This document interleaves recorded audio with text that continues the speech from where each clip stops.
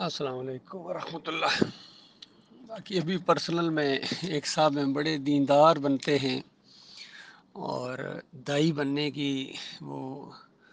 تاثر دیتے ہیں، لیکن پتہ نہیں کون سی کوئی کلپ ہمارے انہوں نے سنے، گالیاں دینا، بدتمیزی، انتہائی بد اخلاقی کے ساتھ انہوں نے پوسٹیں بھیجی اور یعنی تحریر بھیجی۔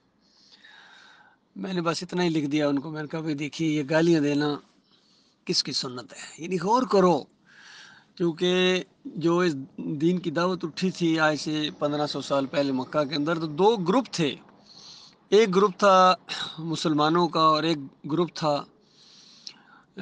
کافر و مشرکوں کا۔ مسلمان کبھی گالیاں نہیں دیتے تھے، مسلمان کبھی بات چیت بالکل بند کر دو جی یہ کبھی نہیں کرتے تھے، بلکہ جہاں موقع ملتا تھا دعوت دیتے رہتے تھے، چونکہ اللہ تعالیٰ کا یہی حکم ہے کہ دعوت دو، یعنی نصیحت کرو اگر آپ محسوس کریں کہ یہاں ان کو کچھ فائدہ ہوگا،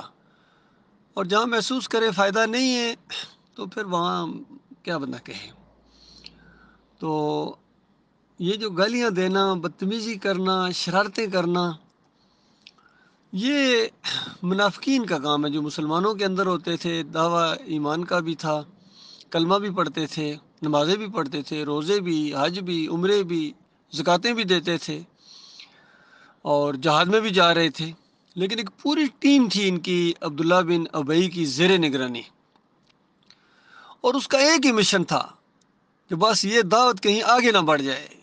اور اس کی چونکہ چودراہٹ کے اوپر چوٹ پڑتی تھی تو اس نے یہ طرز عمل اختیار کیا۔ پھر نبی علیہ السلام نے نشانیاں بھی بتائیں، ایک روایت میں 3 نشانیاں ہیں،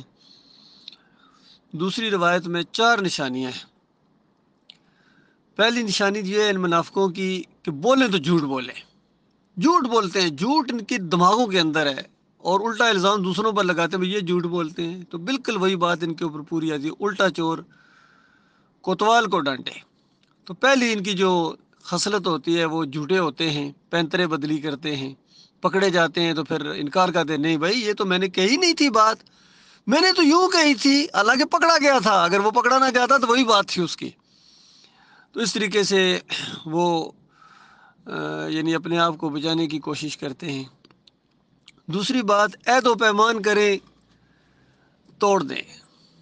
عہد و پیمان کریں، وعدے کریں، وعدہ خلافیاں کریں، یہ دوسری صفت ہے ان کی منافقین کی۔ اور تیسری صفت یہ ہے کہ ان کے پاس امانت رکھی جائے، کوئی بھی چیز ہے امانت ہے، کوئی راز کی بات ہو سکتی ہے، کوئی اور ذمہ داری ہو سکتی ہے، یا کوئی مال وغیرہ کسی کے پاس رکھا جائے تو اس کے اندر وہ خیانت کرتے ہیں، خائن ہوتے ہیں۔ یہ 3 صفات جس کے اندر ہیں، نبی علیہ السلام نے فرمایا کہ وہ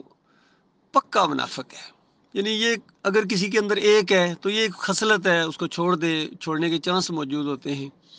2 ہیں اس کو بھی ہمت کر کے چھوڑنی چاہیے یہ خصلتیں، اور اگر 3 ہیں اور اس پر جم گیا ہے، بالکل اس کی فطرت بن گئی ہے، تو سمجھ لو منافق ہے۔ دوسری روایت کے اندر ایک چیز کا اضافہ ہے کہ جب جھگڑا کہیں کرے، اختلاف ہو جائے تو پھر وہ گالیاں دیتا ہے، اس وقت بدتمیزی کرتا ہے اور انسلٹ کرتا ہے، دوسروں کی توہین کرتا ہے، ان کو نیچا دکھانے کی کوشش کرتا ہے، اپنی طرف سے سمجھنا بڑا کارنامہ انجام دے رہا ہوں۔ تو یہ معاملہ ہے ان کا بھائی۔ تو جب بھی ان سے کبھی واسطہ پڑتا ہے آخر میں یہی چیزیں ہوتی ہیں، بدتمیزی ہوتی ہے، الزامات ہوتے ہیں، طعنے ہوتے ہیں، اور القابات ہوتے ہیں، نام بگاڑتے ہیں،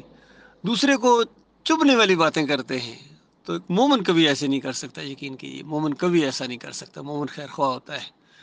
تو یہ جن کا ذکر میں کر رہا تھا، جنہوں نے وہ گالیوں سے نوازا ہے پرسنل کے اندر، وہ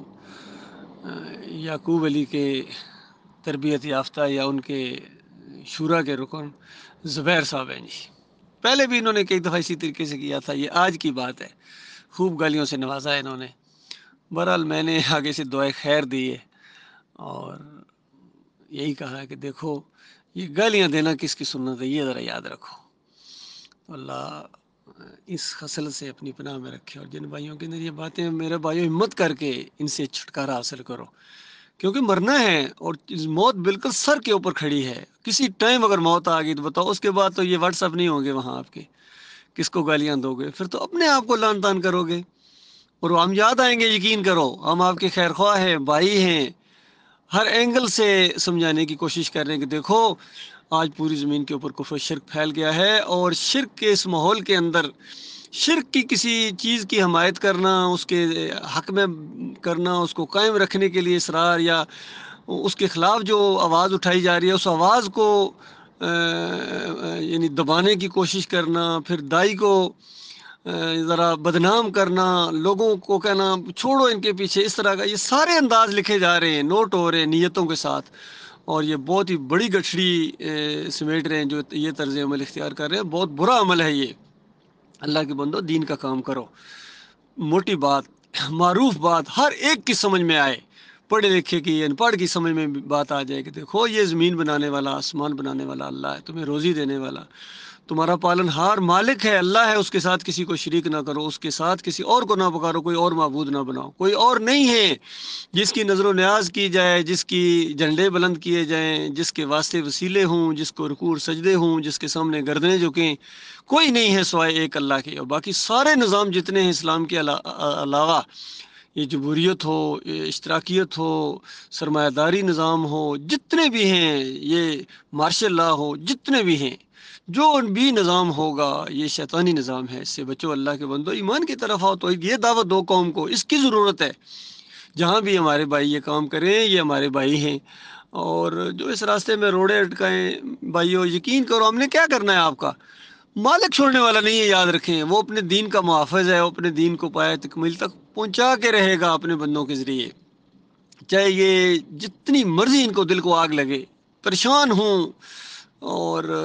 ہر اینگل سے اس دعوت کو پیچھے کرنے کی کوشش کریں، لیکن اللہ تعالیٰ ان کی جو ہے نا چلنے نہیں دے گا، ان کے فریب کو اللہ تعالیٰ پردہ چاک کرے گا، اور